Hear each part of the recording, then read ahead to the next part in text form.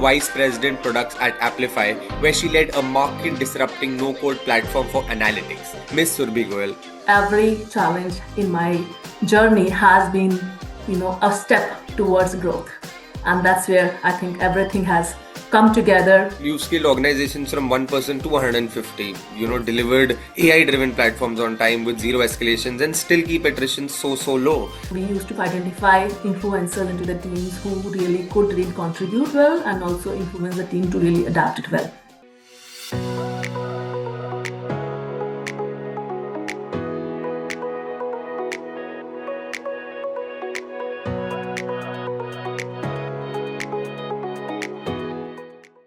Hello everyone and welcome back to FaceTime with Leaders powered by Directors Institute World Council of Directors. I'm Tanayol and today we are diving into the engine room of modern business, the place where ideas become products, teams become movements and startups scale without losing soul. We're talking no-code platforms, category turnarounds, customer-obsessed product strategy and cultures where attribution sits at a jaw-dropping 1%. Our guest has spent over 22 years building and scaling product organizations across India, Europe, and the US market. From being employee number one in India and growing the organization to 150 people, to leading multi-product roadmaps that tripled release velocity, to delivering sustainability wins that earned GRI compliant reporting. Today, she's the Vice President Products at Applify, where she led a market-disrupting no-code platform for AWS cloud configuration and analytics, while driving 100% on-time deliveries and zero client escalations. Previously at CatalystOne, she steered product strategy through rocket fuel and hero phases, scaling ARR and customer base year after year and embedding security, DevOps and automation at enterprise levels. Miss Surbhi Goyal, it's a pleasure to have you on the show with us today. How are you? Thank you, Tane. I'm really good and I'm really happy. The introduction that you've given to me looks like, it's a very big achievement, but I'm very humbled by all of it. Thank you and looking forward to contribute. Likewise, ma'am.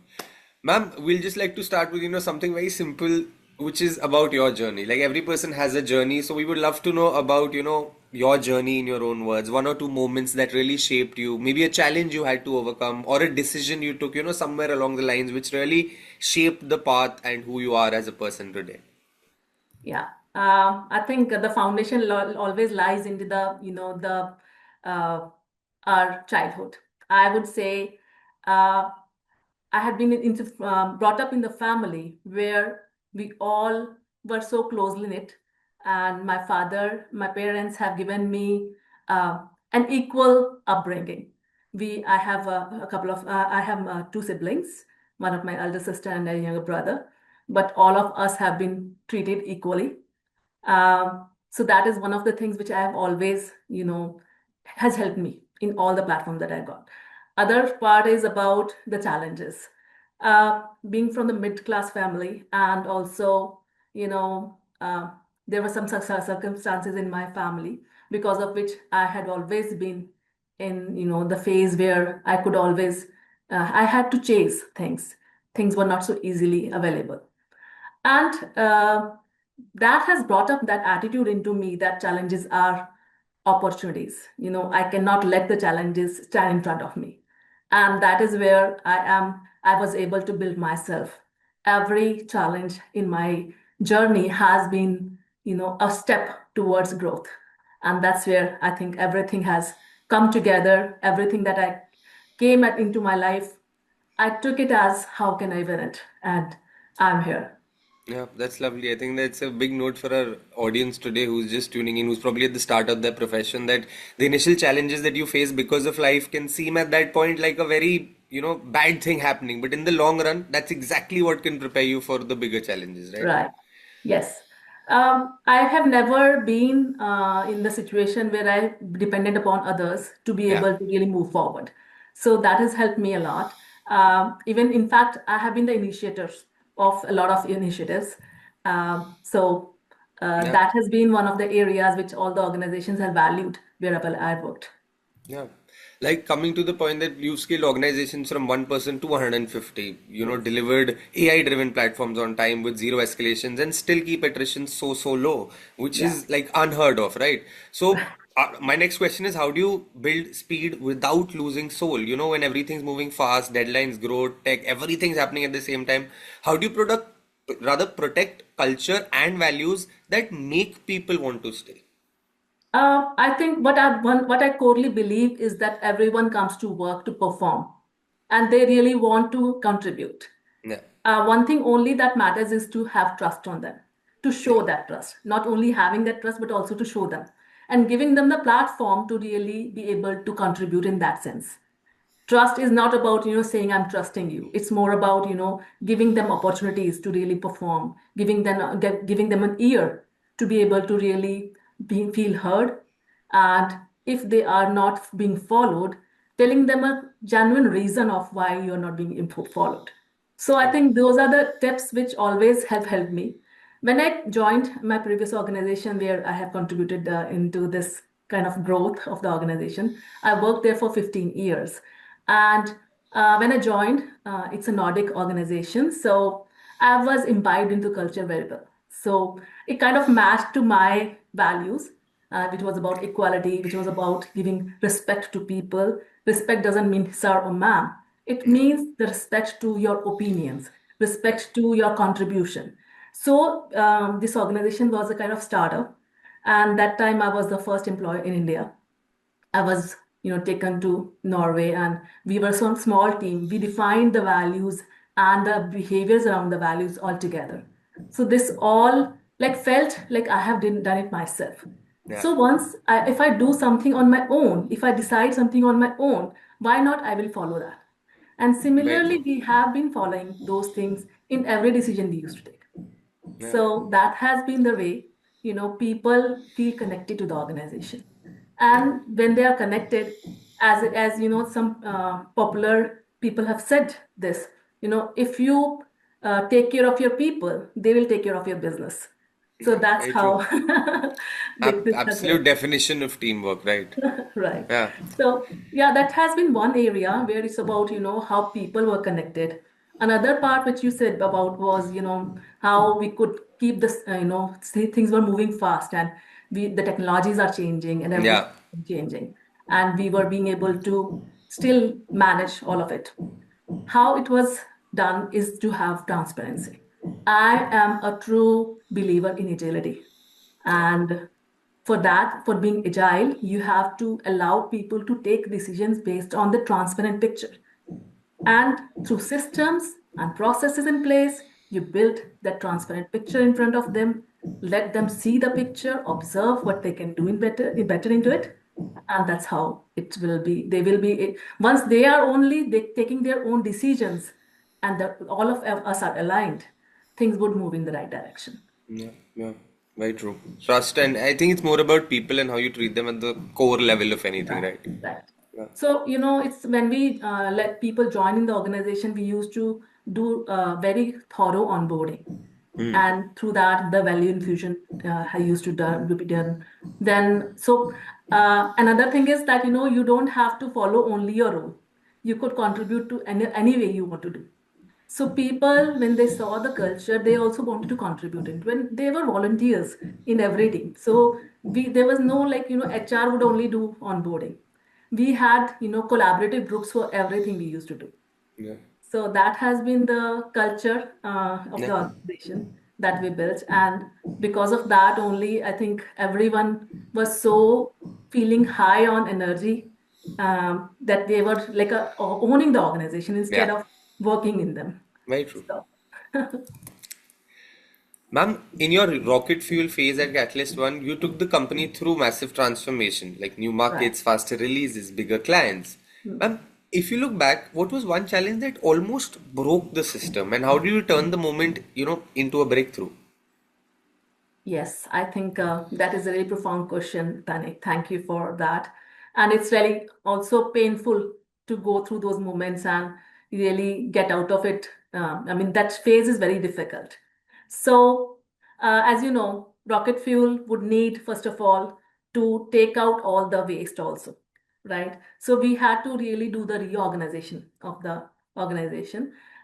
In that, not everyone would fit in as well, right? You'll have to take hard decisions, and that's something which any leader will have to do in the long run, right? And since the organization is so deeply connected with each other, they were bound to have personal bonds with each other as well. So it was really difficult to take those decisions, and not only to take this decision, but to sell it to people, to be able to really get a buy-in from the people around it.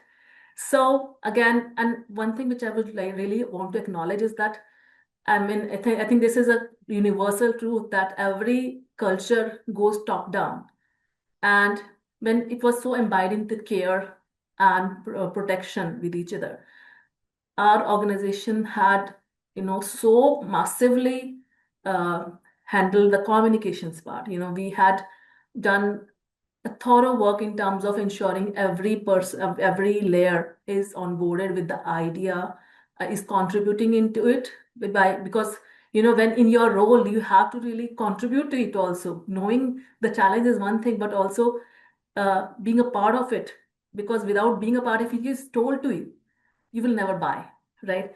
But when you are being a part of it, you will have to also justify why you are taking that decision, because you are also making the decision in some at some level. So, we all were making those decisions. We knew this is hard, but we were all together. We were knowing that what kind of questions we were actually discussing those, what kind of questions would be coming, what kind of answer we have to prepare, how we have to ensure, even when we were getting apart from these people, the care package has been so well designed. It was not about money. It was not about, how to get rid of them. It was more about how to ensure that they are placed well. They are continuing with their, next journey. So, I mean, I would say this has been one of the toughest part that we took in this way. And of course, it had a little hit on us also. People will not buy it easily, but eventually, by creating those platforms where people could speak, where they can share, we were able to really bring them together in some time. And for sure, I think the people who left us also in that duration were might not find it very good decision, because everyone has a value of their own contribution. But I hope they understood how well they were taken care of. So that was one of the hardest decision. However, there's of course other changes that we introduced, like having more systems into place, so ensuring the team structure changes, the tech stack had to change. There were that was also very well taken care of in terms of when the tech stack had changed, how we can upbring the people into the new tech stack. So all that has been really well planned, thoroughly planned. And not only that, we have planned and we are just executing it. We were also hearing people. We were listening to what they were saying, what is the demand, what is the need, and including them also. Like, if I take an example, we moved from the old technologies to the new React or Angular. We had to choose out of that, what we have to choose out of. And then the higher technical leaders were able to really, have that contribution say into it, that, okay, why this is good or bad, right? So that was not actually, never has been the case that we were going on the telling note. Everyone was included into it, and that's something is a power. You're mute. Yeah, I'm saying as whatever people feedback they give you, if you take that Mhm. into account, I think that really helps to make a wholesome change then, Right. because Yes. sometimes you become oblivious to it and then it's not actually applicable anymore when you actually see the ground level reality. True. True. Ma'am, you've also brought AI into development, double delivery speed, and automated testing to like 80%. But every leader hits that point where too much tech can actually slow progress. Mm-hmm. So, was there a time when you realized, wait, we're over engineering this? And how did you bring everyone back to simplicity and outcome thinking? Right. I think, one thing which has to be acknowledged in this case is that not everything happened altogether. It has to be done in the phased way, right? So first of all, the first thing was about ensuring that, whatever we are doing has to be like efficient. So in that case, what we did was whatever is available. Like, it's not about reinventing something. We have to put together the expertise in place. So we hired right people who could really upbring the, structure on the, automation For example, as we talked about the quality, automation of the quality. So we had a really good person in our place, which were passionate about, not only passionate, but also had a lot of good experience. And I think due to his contribution, we were able to build up this ladder of our quality, our automation. It took some time, but then yes, it was a profound move that we did. Then it was about the AI introduced recently. Every technology has a fear, and fear of being replaced and everything. So there are two things that we always worked upon. Is one thing is to give people opportunity to speak, and for that, we used to do workshops about, say, hopes and fears. What is your hope and what is your fear? And then we used to listen to their fears, and and it is not only done on the ground level. I mean, we used to start from the managerial level. We used to do, okay, what people would think, what would would be their hopes and fear, what are your hopes and fears, right? We used to prepare for that. Then we used to move to the next ladder. Then there were different workshops. So throughout that, we listen to people, we bring them onto the same page, that why we are doing it. So instead of just like throwing on them and letting them struggle with it, we had a lot of here we had a lot of comforting situation with which great, because once they are primed with it, they will be escalating, elevating it very well. So that's how we introduce AI also. We used to identify influencers into the teams who really could really contribute well, and also influence the team to really adapt it well. So that's how we engined it, and it kind of, and we used to do small POCs so that we can learn out of it. We used to do the success stories sessions so that everyone can contribute to what each other challenge face the challenges, and how could we learn out of it, what are different experiences that we could share. And the beautiful thing was that we used to do it very creatively. We used to give them special, initiative names, and do a lot of, marketing kind of stuff. Like we used to do small, we had a creative team, like contributors team, who used to do shooting of the people. People were so high on energy when they used to see those videos, and we used to, place that into our global network, global teams. So, I mean, I think all of that gives them a lot of visibility of their contribution, a reward in a way that how well they are doing things, being in the comfortable situation. So, making them homely, making them proud and pride into whatever they are doing. And so I think their fear goes out in that way, that they are not fearful about whatever would do. The organization would be always taking care of them. That's something which has been the outcomes in terms, in addition to the profitability outcome, the efficiency outcomes. uh, I think it starts from people, and then when we nurture our people, it goes into Yeah. Then all those things outcomes. automatically slowly start to flow and Right, happen. Yeah. right. Yeah, I mean, that is the thing. I actually, when I was talking, I remember the COVID times Yes. when it was like, every company was cutting down on profit, on expenses and all. That was a time when, we all stood together and we said that, okay, we should not lay off at least, Yeah. right? We are ready to take some cuts on our salaries. And then we did also in such a way that it was not like everyone has, same slice. Yeah. It was done in a way that everyone should get a least hit. The people Yeah. should have like a rational hit only. Yeah. So that was a really, I mean, it was people's decision. I really felt so pride into it that our Absolutely. people were standing for each other. Yeah. That really showed a lot about what everyone is, I think, that time. Right. Yeah, Yeah. Okay, ma'am, now time for a rapid fire round. A few sure. quick questions and we request you for some quick answers. So are you ready? Yeah, Perfect. What's your go-to comfort food on a lazy Sunday? it's not a quick one. Idli, Lovely. If you could live in any movie for a week, which one would it be? zindagi milega na dobara. Lovely. The one app you can't survive a day without. WhatsApp, If someone gave you a one-way ticket anywhere in the world, where would you be heading? Europe. Maybe to be specific, Norway. I love Norway. Nice. What song instantly lifts your mood no matter what? पल पल के पास नहीं, no, not that one. हो सके तो इसमें जिंदगी बिता आने दो, वाला पल जाने वाला आने है. वाला पल जाने Yeah. वाला. Yes. And finally, if you could have dinner with any three people, living or not, who all will there be at the table? If you God give me the opportunity to be with my father again, I really would want to be with him.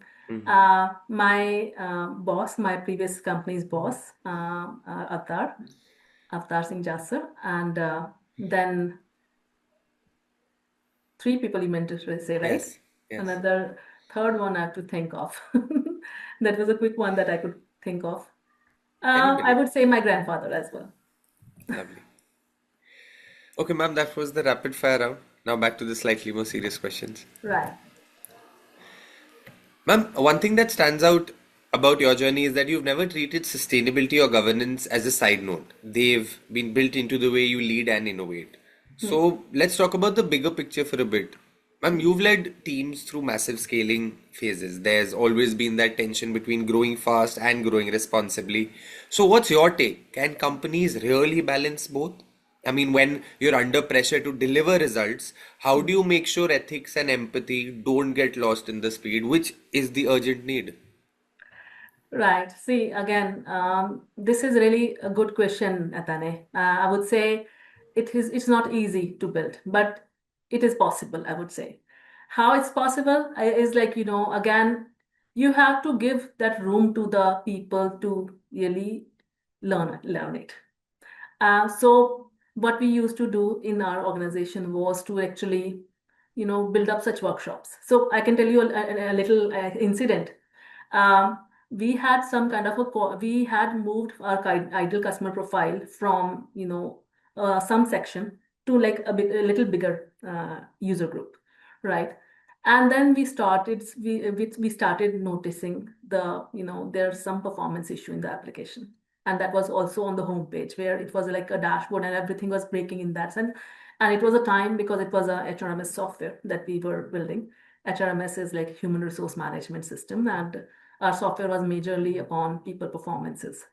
And it was a time to really, get into the people performances. It was January time in Norway. It is like, the time where people are into the performance reviews. And this situation happened that performance issues started acting, and because it was a bigger organization and we had won this contract, so we had to really take it fast, right? We did a short-term thing. We like, kind of joined took some people together and we fixed it. But then again, it's easy to put people together and do the short fixes. But then how to build that mindset was the thing that we started working on. And we actually built a small team. We called it CatalystOne Value Infusion Program, where we all of these people together build up a workshop on how you know we can make people think about that situation those customer would be, right? If things went wrong. So we did this workshop, and it was not once. We used to do it every year. It also, whenever we used to do trips or any kind of social gathering, we used to do something creative like that only, where it's more related to our own people's processes. I mean, if like if you're not knowing how marketing teams are doing their work, we would do something like okay, what would marketing team do in this case or so, right? So similarly, we did a workshop where we this team created such a like unique idea, such a interesting way of presenting it. They took a cockpit situation where things could go wrong, and what could it like result into, and that kind of feeling. So we created the whole scene out of it, and we made people bound to think about what could happen and and they were in the cockpit and they're in that airplane, what could happen to them. Similarly, we kind of built it together to our situation and what could happen to people. And that's how people started realizing that what could happen if we do one mistake in our code, right? So that is how we can build it, right? That's a personal connection that you have to build to that problem that customer is going to face. That, it's going to, once you trigger that, people will really will take this empathy. They'll learn what is empathy and they'll Yeah, know yeah, what yeah, is compassion. So this hammer we used to hit on the nail again and again, and it used to work. And yeah. eventually people really understood what they are doing. Take effort in that direction, and then things start, flowing. Right. Yeah, And that's again, as I mentioned, I actually talk about it every place that it should not be only about fun. The yeah, activity should not be about around fun.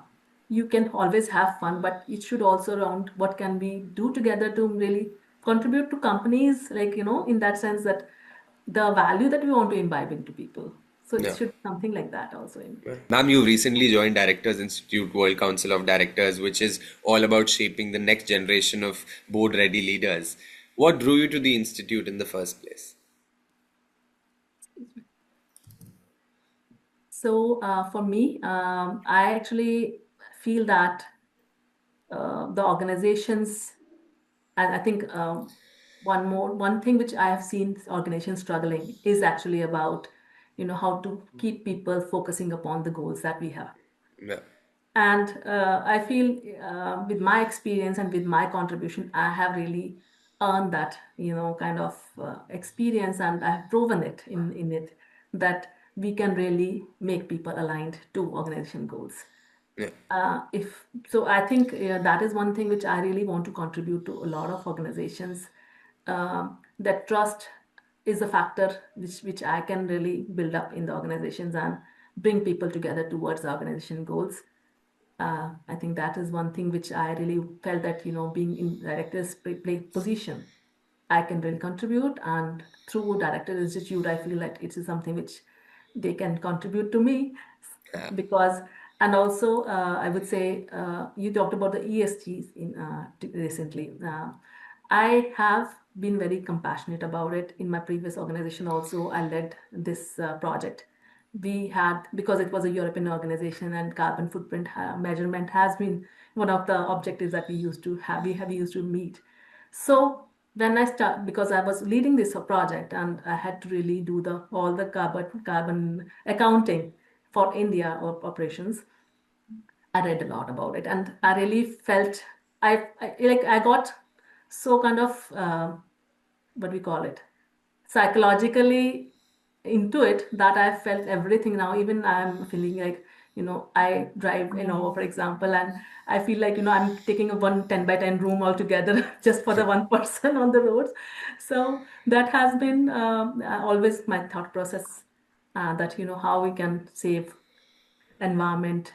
And I think ESG goals contribution has been one of the areas which I feel I have the knowledge for, I have a compassion for.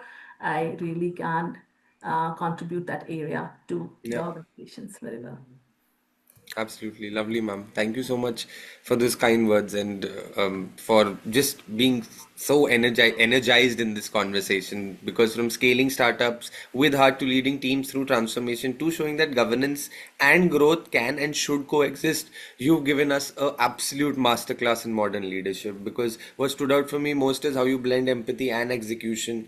The way you talk about culture, technology, and sustainability feels like it's not a checklist, but it's actually the way forward. And everyone watching today would have learned so much. So thank you so much once again, ma'am. Thank you, Tane. I was really, it felt like living the life again, and I was so energized by this conversation myself as well.